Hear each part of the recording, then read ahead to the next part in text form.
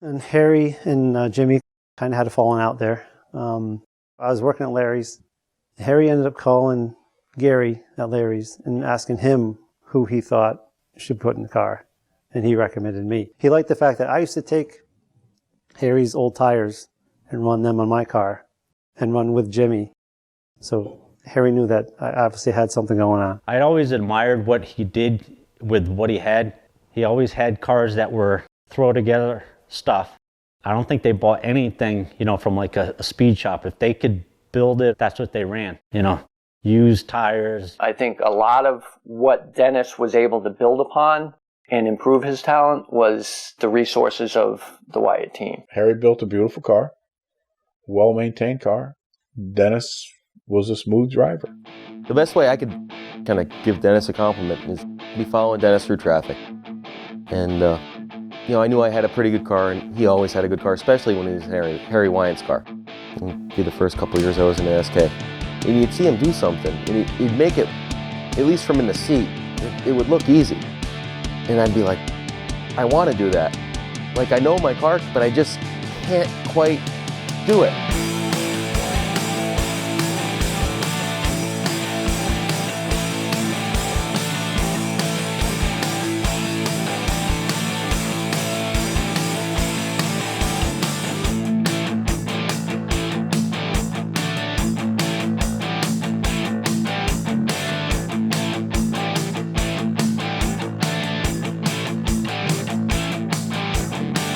Dennis is a special guy. I mean, he's very intense on the track, obviously. Definitely has the speedbowl mastered. And a guy that drove that racetrack as well as anybody probably has ever drove it. Now they're side by side down to the stride. Dennis Gada tries to get that Chevrolet motor powered up. Looks like he has the horsepower. The goal was to win races and championships. Once we got the 3 championships, then obviously I wanted to tie Dick Dunn with the 4.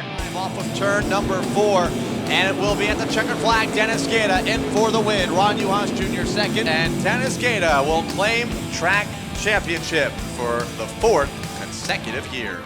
At that point, he was just larger than life at the Speedbowl. It was an incredible car.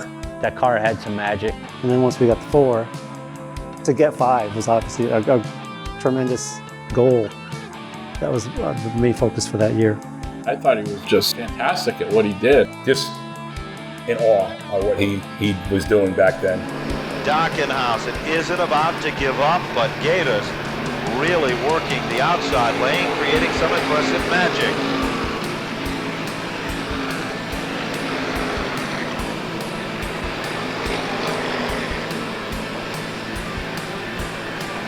Off turn number 4. Brand new leader emerges, Dennis Gada.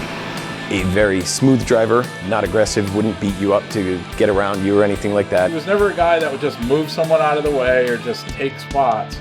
He knows how to be a dirty driver, yet be so clean. I never thought he was dirty, but I thought he was sneaky good about being dirty. You didn't want to get too close to Dennis Gada in the turn.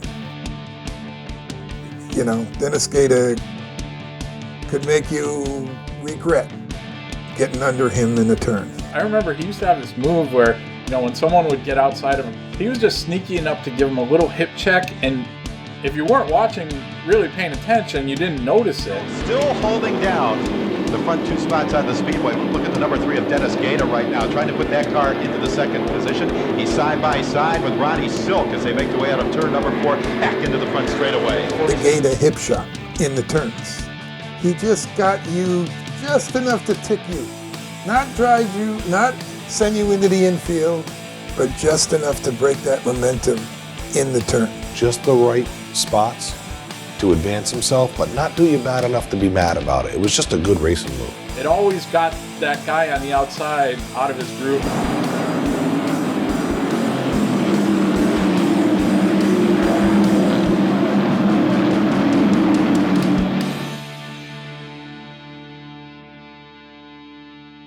We got in a wreck. Something happened to Ronnie Juhas blew a rear end on a restart. And I climbed over his right rear, and I forget what got wrecked on our car, but we had to pit and ended up finishing in the back. Green flag off turn 4, and again, no trouble, front straightaway, Gada's in the outside wall. Car number 3, Dennis Gada, goes to the outside wall. They continue to jam up behind him. So it was Juhas that Gada tried to go around. In the outside lane, Juhas came up, and they came together and put the number 3 in the outside guardrail. Now Matt's about to get busy over in the pit area. No movement as far as the car is concerned. It still does not have its right wheel on the car. Oh, so we'll see what happens as they get ready to go back to green. Yeah, he's going to miss the restart as the pace car is in. Fields off turn 4 without the championship point leader. Strunk had to finish in the top 5 for him to win the regional championship. And he ended up getting in a wreck also. So we had somebody was on the phone getting updates. Went from heartache to victory. That was really a lot of fun. It was a lot of fun. Dennis was a good, clean driver. I mean, I have a lot of respect for him. I always enjoyed racing with Dennis. We had very little incident. Dennis, I mean, you can't say enough about him. He's talented. He's a nice personality. I mean, he can do things behind the wheel of the car that you think is impossible. I don't know if Harry's setup in that car fit Dennis's style or Dennis adapted to the way that car went, but the combination was just awesome. Dennis Gada was definitely someone I looked up to, the drive for 5 times when he won that 5 championships in a row, and Mr. Outside. I loved watching him drive by people on the outside. It's something I always inspired to do. On the outside, as everyone knows and everyone's always seen, for some reason he had that, and nobody else could really figure it out at that time. Gada climbing on the outside groove, pulls almost even. Brower and Gada could fit inside the same shoulder harness as they head down the backstretch. Still locked side by side into turn number 3. Gada up high, Brower down low. Carnes has the best seat in the house in 3rd. And then it's Ed Reed Jr. and Ron Juhas for 4th and 5th. Off of turn 2, and the new race leader, Dennis Gada, goes to the front in turn 3. Was that the specific goal, to be able to run out there?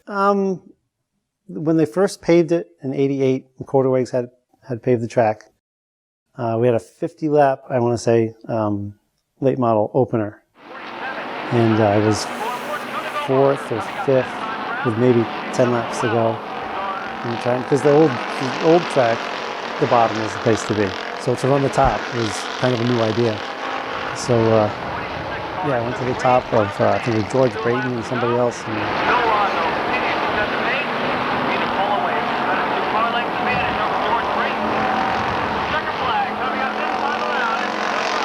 moved up 2 spots. So I was like, I know what I got to do now.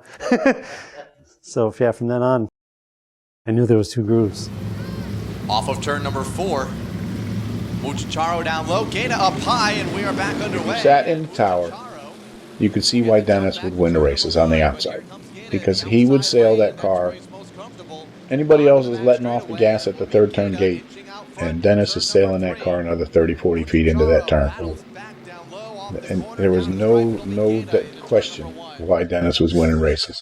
He had enough confidence to run out there that he knew that the car was going to stick out there, and he would just sail it in. I seen that guy pass cars on the outside like nobody else has done. I liked watching Dennis Gada race. I mean, I know everybody hates the front runner. Dennis Gada, I was surprised. I think he was on the podium. I interviewed him. Booze. And now let's talk to our second place finisher, the driver of car number 3, Dennis Gada. And Dennis, it looked like you tried everything you knew how tonight, and nothing worked against young Chris Patriak. And I said, how can you boo somebody like that? It was just, never says anything bad about anyone. I never really saw the benefit from a promoter standpoint to having somebody win a lot of races and get these regional and national accolades. I guess you could say it would put that track in a national limelight or a regional limelight that it wouldn't otherwise have, but I can't make an argument that put any more butts on the boards. You just went there and you thought Dennis was going to win tonight. He was so dominant at that point in time. If anything, it seemed to just aggravate people because of the way it was officiated. It seemed like whenever my staff screwed up, Dennis Gada got the benefit.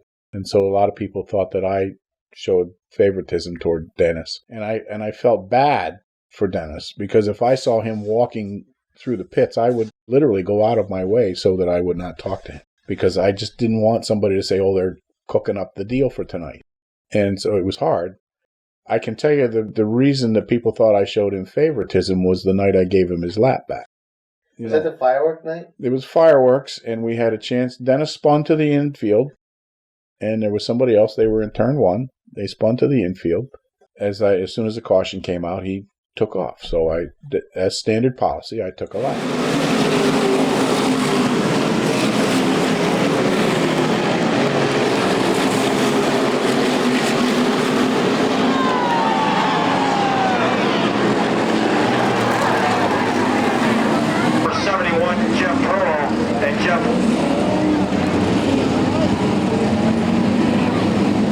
Glenn, my spotter, gets on and says, hey, Junior, shut the car down. We're going to take a break. They're going to do the fireworks. I'm like, what? When have you ever seen this before? During the fireworks, he and Harry both came up, wanted to talk to me, and I said, sure, I got time. And Dennis pointed out, he says, if I spun intentionally, then I had to have the other guy with me spin at the same time. I said, you know what? You're right. And I gave him his lap back. So after that, everybody thought that Dennis and I were in cahoots.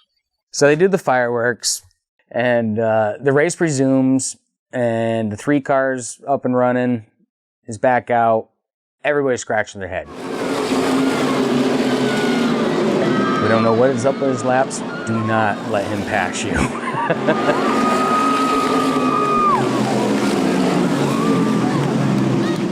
People would say the most vile things that, I was going out of my way to create this huge conspiracy, and think about how complicated the conspiracy would have to be to make it that Dennis Gada would win week in or week out because I wanted to have a national champion.